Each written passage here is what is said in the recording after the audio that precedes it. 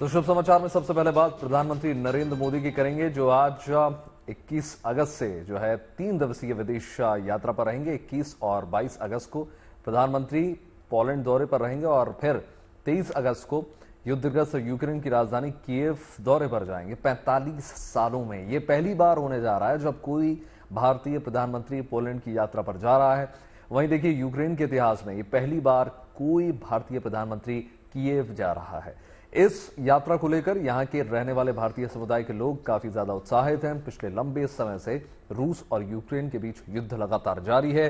दोनों देशों के लाखों लोग मारे जा चुके हैं अब तक और कई शहर पूरी तरीके से तबाह हो चुके हैं, नेस्तनाबूद हो चुके हैं।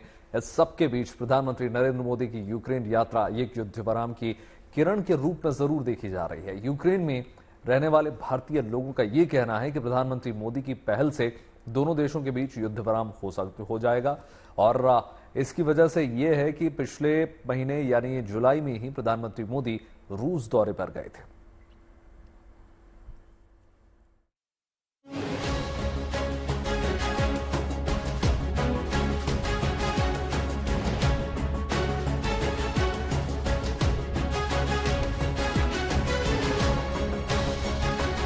यूरोप में फिर हिंदुस्तान की धमक दिखेगी।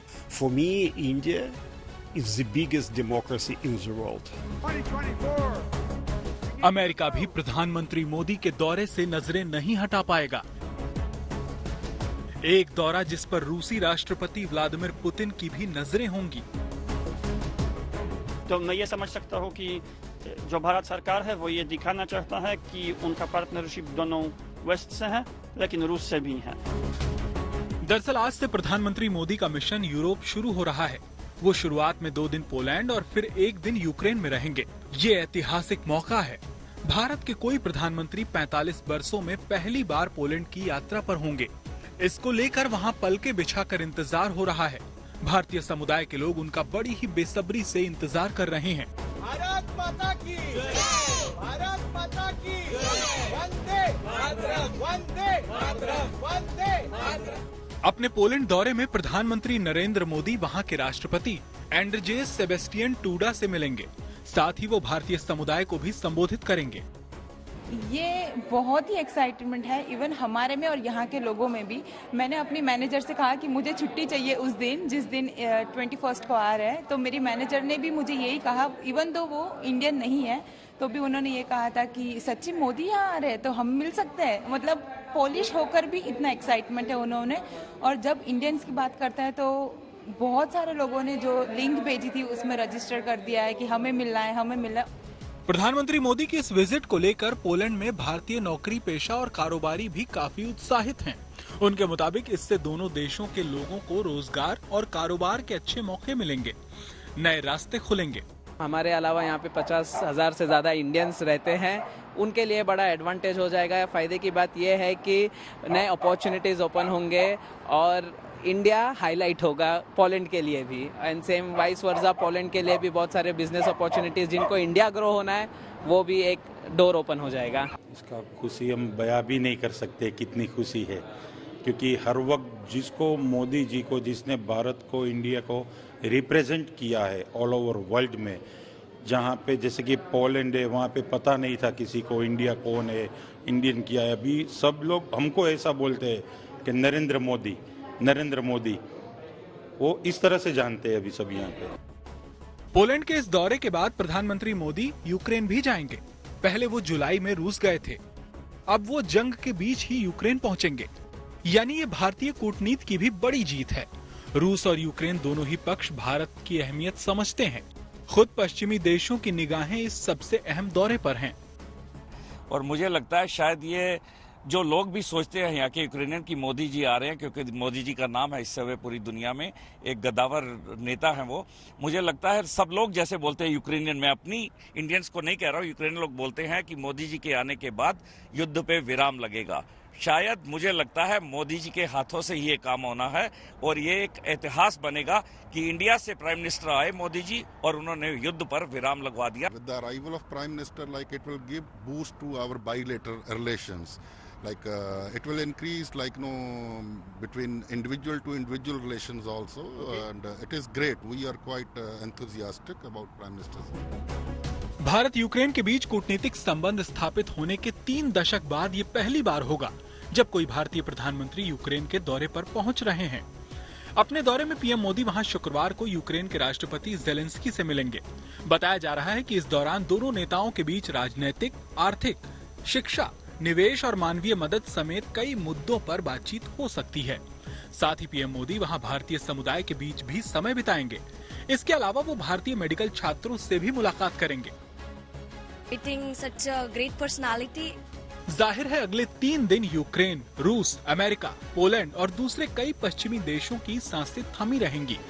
भारत का एक एक कदम दुनिया में मायने रखता है। यूक्रेन के कीव से गौरव सावंत के साथ bureau report, good news today.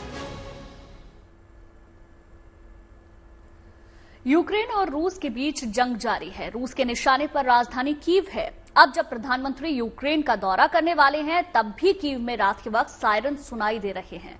इन सायरन का मतलब है कि कहीं न कहीं कीव या कीव रीजन पर रूस की तरफ से हवाई हमले किए जा रहे हैं। बताया गया है कि कीव में बीती रात 6 घंटों में 4 बार सायरन बजा। इस वक्त यूक्रेन में कीव में सुबह के 4 बजे हैं। चारों तरफ अंधेरा है और ये आज रात का चौथा एयर रेड सायरन है। परसों यहाँ भारत के प्रधानमंत्री श्री नरेंद्र मोदी आने वाले हैं और इस वक्त जो टेंशन है यूक्रेन और रूस के बीच में, वो अपनी चरम सीमा पर है, क्योंकि यूक्रेनियन आर्मी उसने हमला किया है रूस की टेरिटरी के ऊपर। कर्स्क एरिया में वो रूस के अंदर घुस गए हैं और उसके बाद से लगातार रूस पिछले 8 से 10 दिन तक लगातार हर रात बमबारी कर रहा है यूक्रेन के ऊपर, मिसाइल से हमला कर रहा है और कीव इसमें शामिल है। और आज जबकि सिर्फ 48 घंटे बचे हैं प्रधानमंत्री मोदी के यहाँ आने के, इस वक्त यहाँ लगातार आप सुन सकते हैं ये एयर रेड सायरन बज रहा है और ये आज चौथी बार है इस रात को। पिछले 6 घंटे में ये चौथी बार है कि एयर रेड सायरन बजा है, जिसका मतलब ये है कि कीव पर कहीं ना कहीं इस वक्त, कीव या कीव रीजन में कहीं ना कहीं इस वक्त हवाई हमला हो रहा है, रॉकेट या मिसाइल से हमला हो रहा है। आप देख सकते हैं चारों तरफ बाहर अंधेरा है, लेकिन सायरन इस वक्त बज रहा है।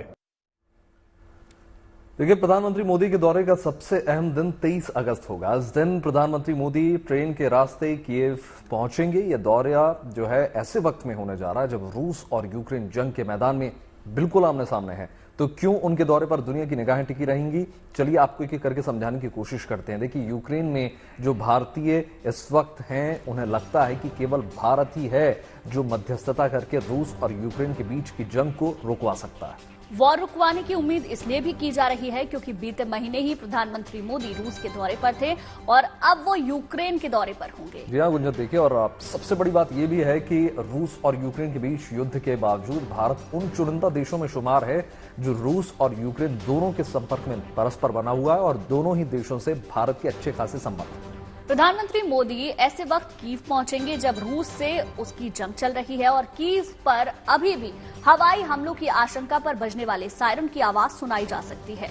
यूक्रेन जो है प्रधानमंत्री मोदी की यात्रा को लेकर इसलिए भी उत्साहित नजर आ रहा है क्योंकि प्रधानमंत्री मोदी पिछले महीने पुतिन के सामने युद्ध को लेकर भारत का विरोध जता चुके हैं ऑलरेडी।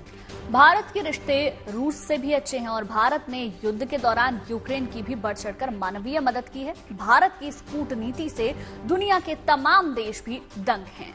जी हाँ, तो देखिए, प्रधानमंत्री मोदी के बाद अब बात करेंगे इसरो की, जिसने देशवासियों को एक गुड न्यूज दी है। चंद्रयान 4 और चंद्रयान 5 की डिजाइन को तैयार कर लिया गया है। सरकार के अप्रूवल मिलते ही चंद्रयान का अगला मिशन जो है तैयार कर दिया जाएगा। ISRO chief doctor S Somnath के मुताबिक अगले 5 साल में 70 सैटेलाइट्स को भी लॉन्च किया जाएगा। नए मिशन की तैयारियों में जुटा इसरो। चंद्रयान 3 की सफलता के बाद अगला कदम तैयार। चंद्रयान 4 और 5 का डिजाइन भी पूरा। अंतरिक्ष में दुनिया देखेगी भारत का नया कमाल। Chandrayaan 4 and 5 are in the design completed and we are seeking approval of the government. ISRO chief S Somnath ने देशवासियों को गुड न्यूज दी है। सोमनाथ ने ये जानकारी दी है कि इसरो ने अगले चरण के मिशन चंद्रयान 4 और 5 के लिए डिजाइन पूरा कर लिया है। अब बस सरकार की मंजूरी का इंतजार है। चंद्रयान 4 मिशन चांद की सतह से पत्थर और मिट्टी के सैंपल लेकर आएगा। इसमें सॉफ्ट लैंडिंग होगी। इसे अंतरिक्ष में टुकड़ों में भेजा जाएगा। इसके बाद उसे स्पेस में ही जोड़ा जाएगा। ये काम इसरो पहली बार करने जा रहा है। दरअसल इसरो अपने हर मिशन को पूरा करने के लिए तेजी से काम कर रहा है, जिसमें एक नया अंतरिक्ष स्टेशन बनाने की भी योजना है। इस स्टेशन में 5 मॉड्यूल होंगे, जिसमें से पहला मॉड्यूल 2028 में लॉन्च किया जाएगा। साथ ही अगले 5 साल में इसरो 70 सैटेलाइट लॉन्च करेगा। We are looking at building the Bharatiya Antariksha Station. That station will have 5 modules. The first module launch is scheduled by 2028. That design is also completed. I have a full report which is again submitted to government for approval now. इतना ही नहीं, इसरो एक और mission की तैयारी में भी है। दरअसल चांद पर इंसान को उतारने के मिशन पर भी काम किया जा रहा है। We have a mission to go to moon, land human being on the moon. That, of course, it takes time. 2040 is a time, but so we are looking at the steps and capability development in terms of technology until we reach that. That process will be initiated after a few years from now. But the initial investment that are needed to create the technology is already being put up to government. तो इसरो ने अपने पहले action plan का खाका तैयार कर लिया है और वो इसे सफल बनाने में अभी से जुट गया है। यकीनन ये मिशन देश को अंतरिक्ष की नई ऊंचाइयों पर ले जाएगा। Bureau report, good news today.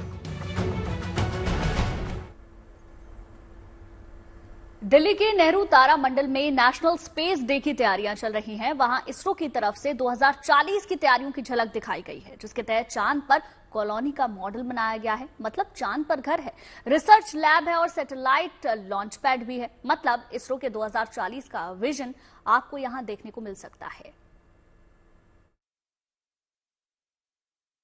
अगर मैं अभी आपसे ये कहूँ कि मैं चांद की सतह पर मौजूद हूँ और वैसा ही महसूस कर रही हूँ जैसे चांद की सतह होती है, तो शायद आपके लिए यकीन कर पाना मुश्किल होगा। लेकिन अभी देश तैयारी में लगा हुआ है। साल 2024 तक भारत से लोग चांद पर पहुंचे, चांद पर कॉलोनी बनाई जाए और चांद का इस्तेमाल किया जाए सैटेलाइट्स के लॉन्चिंग पैड की तरह। ये उस विजन को दिखाता है।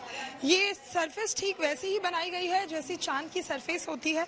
इतना ही नहीं, यहाँ जो ये अभी आप मिट्टी देख रहे हैं, ये चांद की मिट्टी जैसी है, जिसे वैज्ञानिकों ने मिलकर यहाँ पर कुछ स्टूडेंट ने बनाया है। यानी चांद की सतह बनाने की कोशिश की गई है। दरअसल भारत इस साल चंद्रयान 3 की सफलता को 1 साल पूरा कर लेगा। प्रधानमंत्री मोदी ने इससे पहले भी कहा था कि अब हम हर साल 23 अगस्त को नेशनल स्पेस डे के तौर पर मनाएंगे और नेहरू प्लेनेटेरियम में उसकी एक झलक दिखाई जा रही है। यानी आज से 16 साल बाद 2040 का विजन और उसके बाद का विजन, चांद पर किस तरह से कॉलोनी बनी होगी, लोग रह रहे होंगे, कैसे वहां हम स्पेस में पहुंचकर सैटेलाइट्स लॉन्च करेंगे, वो तमाम चीजें, तैयारियां कैसी होंगी। यहाँ पर स्पेस साइंटिस्ट मेरे साथ मौजूद है। सर, तो मैं जो ये विजन देख रही हूँ, मैं इसे 2040 का कहूँ या 2040 के बाद का और उसके बाद का? जी बिल्कुल, हमारे जो माननीय प्रधानमंत्री जी हैं और जो हमारे इसरो के डायरेक्टर हैं श्री सोमनाथ सर, उनका विजन है कि वो 2040 पर पहले भारतीय को लैंड करवाना चाहते हैं। तो जब भारतीयों को लैंड कराया जाएगा, ऑब्वियसली उसके बाद भी जो है अन्य लोगों को वहाँ भेजा जाएगा। उसके बाद हम वहाँ पे जाके एक कॉलोनी या बेस टाइप हम सेटअप करने का प्रयास करना चाहते हैं। तो आप ये कह सकते हैं कि 2040 के भी कुछ वर्ष बाद का हमने यहाँ पे एक विजुअलाइजेशन बनाया गया है। चांद की सतह पे है तो थोड़ा संभल के भी चलना पड़ेगा, क्योंकि ये बिल्कुल वैसा ही है जैसे चांद की सतह। पहले थोड़ा सतह के बारे में बता दीजिए। बिल्कुल, ये सतह जो है, जो हमने हमारे चंद्रयान 3 के मिशन ने डिस्कवर किया था कि हमारा जो चांद की सतह है वो बहुत ही ज़्यादा स्वम्पी होगी। उसमें थोड़ा सा गीलापन, थोड़ा सा मॉइस्चर जो है होगा, जिसकी वजह से जब हमारे चक्के ने हमारे देश का जो राष्ट्रीय एम्बलम है वो इम्प्रिंट करने की कोशिश करी थी, तो वो नहीं हो पाया था। हमने वही टेक्सचर देने की बिल्कुल कोशिश करी है। सबसे पहले हमने यहाँ पर जो बनाया गया है वो ये एक ऑब्जर्वेटरी हमने बनाई है। ये आप देख सकते हैं, ये ऑब्जर्वेटरी है। यहाँ से लोग जो है टेलीस्कोप लगा के अन्य ग्रहों को और अन्य चीज़ों को हम ऑब्जर्व कर सकें। यहाँ पे आप देख सकते हैं बच्चे यहाँ पे बना रहे हैं काफ़ी मेहनत से सारे। अब जैसे यदि आप दिल्ली में आते हैं तो सबसे पहले आप एयरपोर्ट पे लैंड करते हैं। तो यदि आप चांद पर जाएंगे तो सबसे पहले आप लैंड करेंगे लॉन्च पैड पर। तो एक हमने एयरपोर्ट जैसा लॉन्च पैड यहाँ पर बनाया जहाँ से हम चांद पे आना या जाना कर सकते हैं। शिव शक्ति पॉइंट की हमने ये एक विजुअलाइजेशन बनाई है। तो शिव शक्ति के तहत काम किया जा रहा। बात कुछ और खबरों की करेंगे। पिछले दिनों पेरिस से भारत लौटने पर पहलवान विनेश फोगाट का दिल्ली से लेकर हरियाणा तक जोरदार जबरदस्त स्वागत हुआ था और अब उन्हें गोल्ड मेडल से भी नवाजा जाएगा। हालांकि ये गोल्ड ओलंपिक का नहीं होगा बल्कि खाप पंचायतों की ओर से दिया जाएगा। हरियाणा के रोहतक में कुछ खाप पंचायतों की एक बैठक में यह फैसला लिया गया। कहा जा रहा है कि विनेश को वैसा ही गोल्ड मेडल पहनाया जाएगा जैसा ओलंपिक में होता है।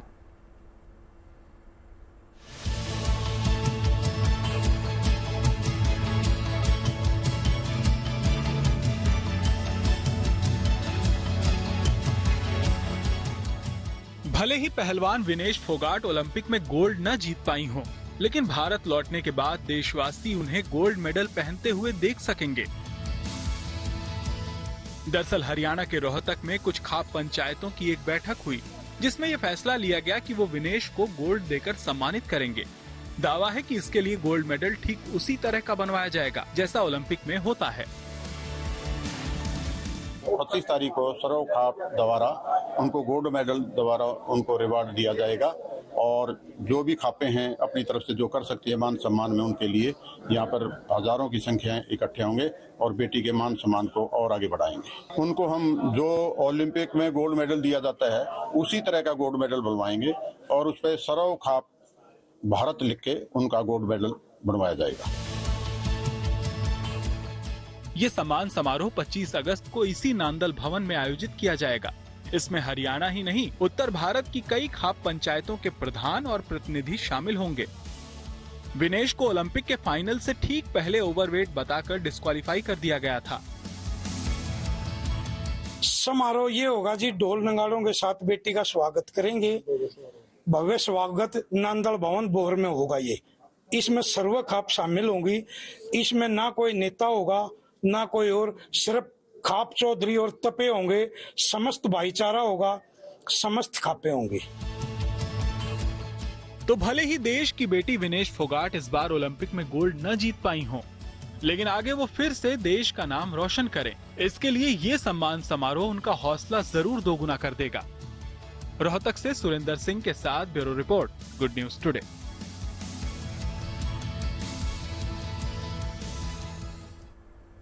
चलिए बात कुछ और खबरों की भी कर लेते हैं। कजरी तीज का पर्व हर विवाहित महिला के लिए काफी अहमियत रखता है। आज से इसका शुभ मुहूर्त शुरू हो रहा है। इस साल भाद्रपद कृष्ण पक्ष की तृतीया तिथि पर यह त्योहार मनाया जाता है। उदया तिथि के चलते कजरी तीज का व्रत गुरुवार को रखा जाएगा। ये व्रत भगवान शिव और माता पार्वती से जुड़ा है। देखिए,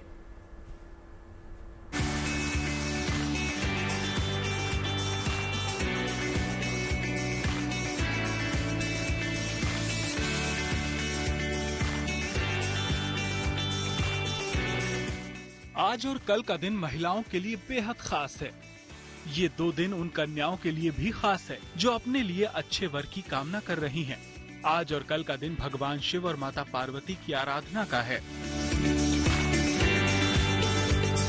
दरअसल आज से कजरी तीज का शुभ मुहूर्त शुरू हो रहा है। हर साल भाद्रपद कृष्ण पक्ष की तृतीया तिथि को ये त्योहार मनाया जाता है।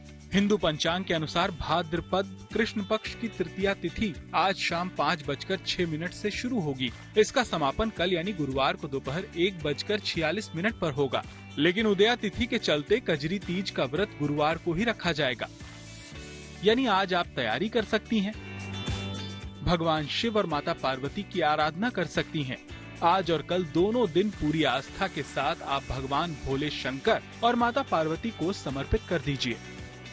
कजरी का अर्थ काले रंग से होता है। अमूमन इस दौरान आसमान में काली घटा छाई रहती है, इसलिए शास्त्रों में इस शुभ तिथि को कजरी तीज का नाम दिया गया है। इस दिन भगवान शिव और माता पार्वती के भवानी स्वरूप की पूजा का विधान है। इस दिन नीमड़ी माता की पूजा भी बहुत कल्याणकारी मानी गई है। पौराणिक कथा के अनुसार इस दिन देवी पार्वती पहली बार भगवान शिव से मिली थीं। शिव जी को पति के रूप में पाने के संकल्प के साथ मां पार्वती ने 108 साल तक तपस्या कर भोलेनाथ को प्रसन्न किया था। तभी से इसको कजरी तीज या कजली तीज के रूप में मनाया जाने लगा। इस दिन महिलाएं अपने सुहाग के लिए व्रत करती हैं और पति की लंबी उम्र की कामना करती हैं। वहीं अविवाहित कन्याएं मनचाहा वर पाने के लिए कजरी तीज का उपवास रख सकती हैं। कजरी तीज का व्रत करवा चौथ की तरह निर्जला व्रत के साथ रखा जाता है और शाम को चंद्रमा को अर्घ देने के बाद व्रत खोला जाता है। कजरी तीज को कजली तीज, बड़ी तीज, बूढ़ी तीज या सतुरी तीज के नाम से भी जाना जाता है। ये पूर्वोत्तर भारत के राज्यों में बड़ी ही धूमधाम से मनाया जाता है। कजरी तीज व्रत पर जौ, चने, चावल और गेहूं के सत्तू बनाए जाते हैं और उसमें घी और मेवा मिलाकर कई तरह के भोजन तैयार होते हैं। Bureau report, good news today.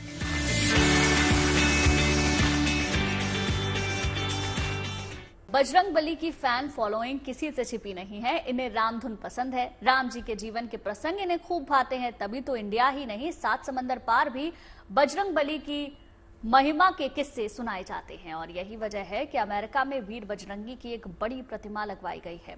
Hanuman ji की 90 फीट ऊंची ये प्रतिमा अमेरिका की तीसरी सबसे ऊंची प्रतिमा है, जिसे स्टैचू ऑफ यूनियन नाम दिया गया है। टेक्सास शहर के अष्टलक्ष्मी मंदिर परिसर में लगी इस मूर्ति का एक दिन पहले अनावरण किया गया।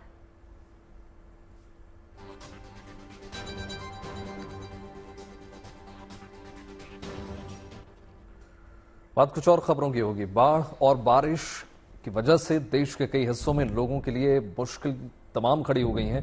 पहाड़ हो या मैदान, तेज बारिश की वजह से नदी नाले पूरी तरीके से उफान पर हैं। पानी का जो स्तर है वो कब बढ़ जाएगा ये कोई नहीं जानता, इसलिए कई बार लोग भारी मुसीबत में फंस जा रहे हैं। मगर खबर मिलते ही रेस्क्यू टीम अलर्ट हो जाती है, एक्शन शुरू कर देती है और लोगों को बचा लिया जाता है। रिपोर्ट देखिए।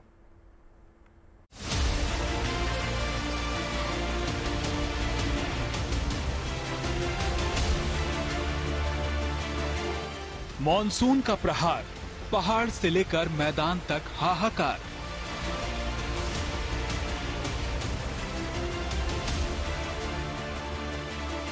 मुश्किलों का भंवर, दांव पर जिंदगी।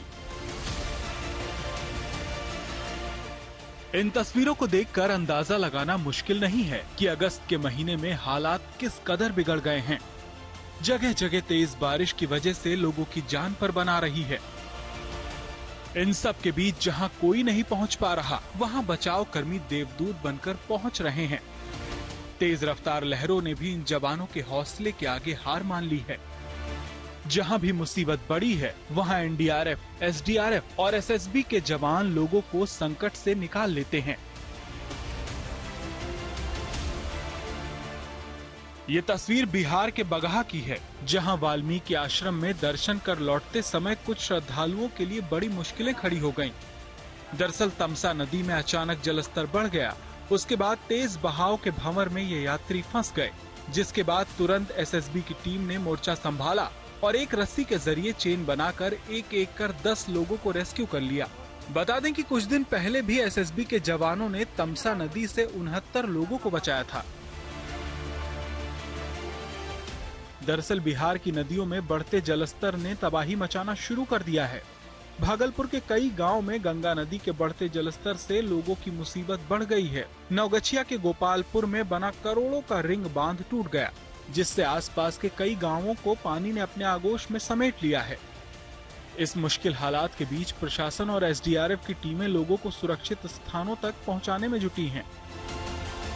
अभी तो पानी का फैलाव हुआ है, तो लोगों को हम लोग इवैक्यूएट कर रहे हैं। यहाँ पे हमारी एसडीआरएफ की टीम है, कई नावें हैं, ये सारी नावें चल रही हैं। लोगों को हम लोग इवैक्यूएट कर रहे हैं और ऊंचे स्थल पे भी लोगों से हम आग्रह कर रहे हैं कि आप ऊंचे स्थल पे चलिए। जो ऊंचा स्थल है, चिन्हित स्थल है, वहाँ जाएंगे। हालात कुछ भी हो, कैसी भी परिस्थिति हो, हार नहीं मानने के जज्बे से कई जिंदगियों को बचाया जा रहा है। इन रेस्क्यू टीम के साथ आम लोग भी कंधे से कंधा मिलाकर खड़े हैं। बिहार ही नहीं, राजस्थान के कई जिलों में भी कमोबेश यही हाल है। ये तस्वीरें पाली जिले की हैं। जहां पानी के तेज बहाव में 2 लोग फंस गए। इस खौफनाक मंजर को देख वहां मौजूद लोगों ने अपना हौसला नहीं खोया और एक शख्स और उसके बेटे को तेज धार से सकुशल बाहर निकाल ले आए। जाहिर है देश के कई हिस्सों में लगातार बारिश से मौसम खराब है, चुनौतियां बेहिसाब हैं, मगर जिंदगी को बचाने का मिशन लगातार चल रहा है क्योंकि हर जिंदगी जरूरी है। बगहा से गिरीन्द्र पांडे और नवगछिया से सुजीत कुमार के साथ पाली से Bharat Bhushan Joshi, good news today.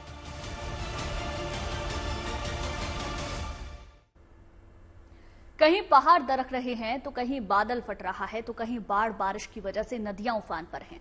Tripura, Rajasthan से लेकर उत्तराखंड तक पानी का जोर देखने को मिल रहा है। देखिए रिपोर्ट।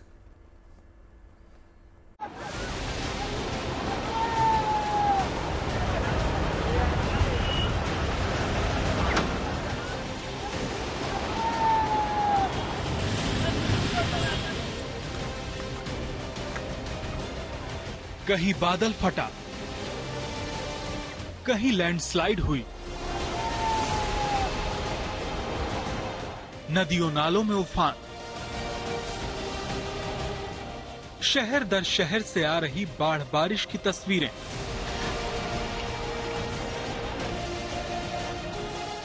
देश के कई हिस्सों में बाढ़ और बारिश का कहर देखने को मिल रहा है। ये तस्वीरें त्रिपुरा की हैं, जहां लगातार बारिश की वजह से जनजीवन अस्त व्यस्त हो गया है।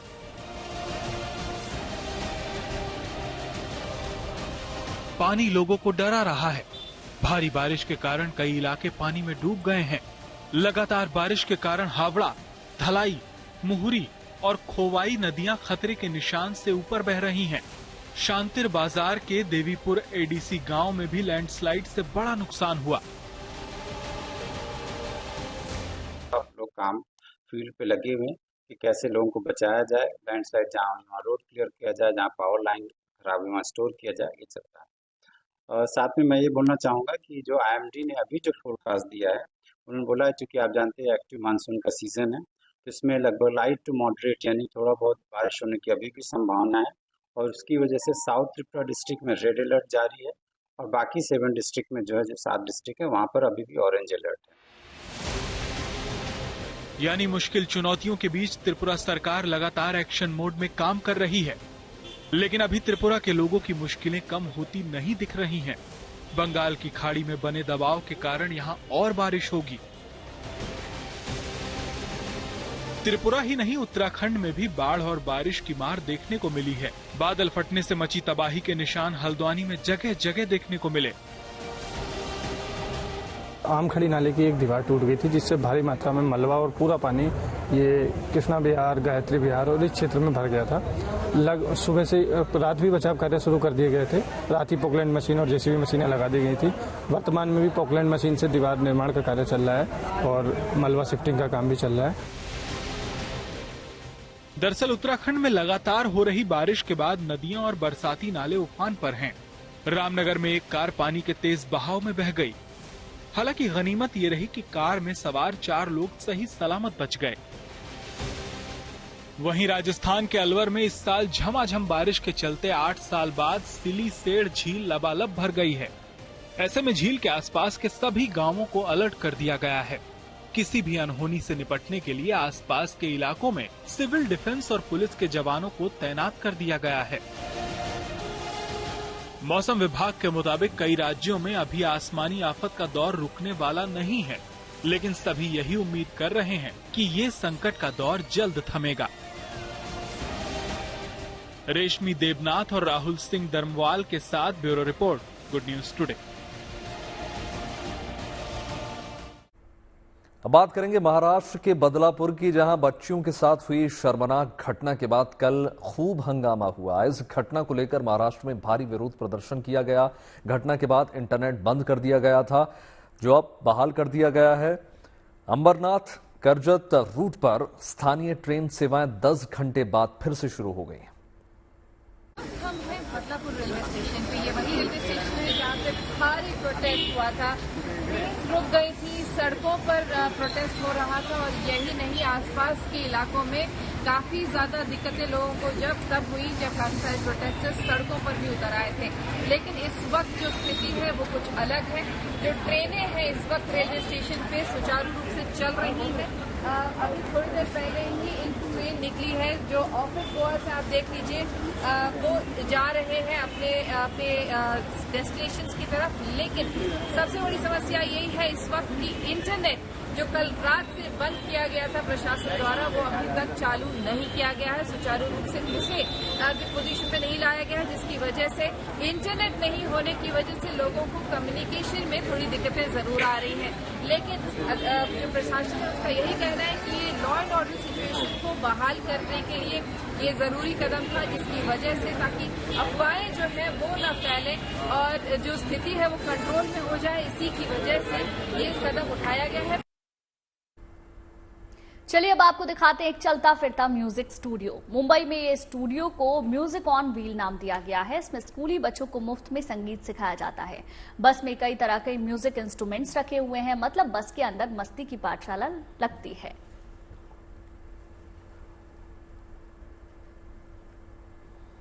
हम यहाँ पर एक बस में बैठे हुए हैं और आप देख पा रहे होंगे कि हमारे जो आज के मुसाफिर या यात्री है, पैसेंजर्स बहुत ही अलग किस्म के हैं। ये सारे स्कूल के स्टूडेंट्स हैं जो यहाँ पर एक मोबाइल म्यूजिक बस में म्यूजिक सीखने आए हैं। उसी दौरान हम बात करेंगे द साउंड स्पेस के जो सिंगिंग टीचर्स हैं आरती और प्रतीक्षा से, आज समझने के लिए कि ये कॉन्सेप्ट साफ तौर पर क्या है और उनका रोल क्या है। आप यहाँ पर एक टीचर है, आप इन बच्चों को म्यूजिक सिखाते हैं, ये क्या कॉन्सेप्ट है और आप यहाँ पर कितने समय से हैं? एक्चुअली मैं यहाँ पर अभी 8 सालों से काम कर रही हूँ, लाइक 7 ईयर्स से मैं यहाँ पर टीचर हूँ। बट ये हमने प्रोग्राम स्टार्ट किया है लाइक लास्ट ईयर से और ये बहुत अच्छी तरह से जा रहा है। बच्चों को बहुत अच्छा लगता है जब हम उन्हें म्यूजिक सिखाते हैं। जी, आपकी कहानी भी बड़ी मजेदार है। आप खुद यहाँ पर एक स्टूडेंट रह चुकी है, आपने म्यूजिक सीखा है और आप आज खुद टीचर बनकर बच्चों को सिखा रहे। क्या कहना चाहेंगे, आपका जो तजुर्बा है, आपका अनुभव या एक्सपीरियंस कैसा रहा है बच्चों के साथ काम करके और साउंड स्पेस के कॉन्सेप्ट में इन्वॉल्व होके? तो मैं बहुत शुक्रिया हूँ कि जो मैंने सीखा वो मैं आगे बच्चों को सिखा सकती हूँ द साउंड स्पेस की तरफ से। और जो मुझे मतलब हमारे यहाँ क्लासेस वगैरह नहीं होते थे स्कूल में एंड ऑल, और इनको भी ये है फ्री ये है, तो इनको फ्री म्यूजिक सीखने मिलता है। हमारा तरीका है कि जब हम एक साथ आते हैं we sing hello songs and then we go further with other things like doing Om, like making them calm, थोड़ा वार्म अप करते हैं उनके साथ, सारे गमा आरोह अवरोह करते हैं and then we go through the songs. Vishala, पहले तो मैं आपसे समझना चाहूंगा कि ये साउंड स्पेस एग्जैक्टली क्या है और ये कहाँ से ये आइडिया जन्मी थी? एक्चुअली हम एक म्यूजिकल फैमिली से हैं, तो हमारे लिए म्यूजिक बहुत ही महत्वपूर्ण है और हमें लगता है कि अगर म्यूजिक नहीं हो तो हमारा दिन खत्म नहीं होता, मतलब इट डजंट फील कंप्लीट। तो इसीलिए हमें लगा कि जो बाकी बच्चे हैं वो तो क्लासेस आ सकते हैं और म्यूजिक का महत्व एंजॉय कर सकते हैं, बट जो ये बच्चे हैं उनके पास म्यूजिक लाना हमारे लिए एक पैशन जैसे बन गया कि उनके पास ये म्यूजिक करने का अपॉर्चुनिटी नहीं आता है एंड दैट इज वाई हमने ये मोबाइल म्यूजिक क्लासरूम शुरू किया है। यहाँ पे आके आप कुछ ऐसा सीखे जहाँ से आप एक्सप्रेसिव बन सके, अपनी खुद की एक आइडेंटिटी क्रिएट कर सके, और हम ये म्यूजिक द्वारा करना चाहते थे क्योंकि सॉन्ग्स के जो मीनिंग्स होते हैं और जब हम ओपनली गाते हैं या मूवमेंट करते हैं उसमें हमें इतना फन,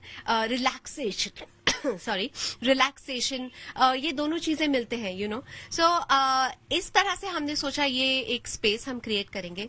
बस के एंड में अगर आप देखेंगे तो ढेर सारे म्यूजिक इंस्ट्रूमेंट्स भी वहां पर लगाए गए हैं। कुछ टीचर्स जो है यूकेलेली जैसे इंस्ट्रूमेंट्स बजाकर और खुद गाना गाकर भी बच्चों को पूरी तरह इस प्रोसेस में इन्वॉल्व करने का प्रयास करते हैं। कैमरामैन महेश मोरे के साथ देव कोटक, मुंबई।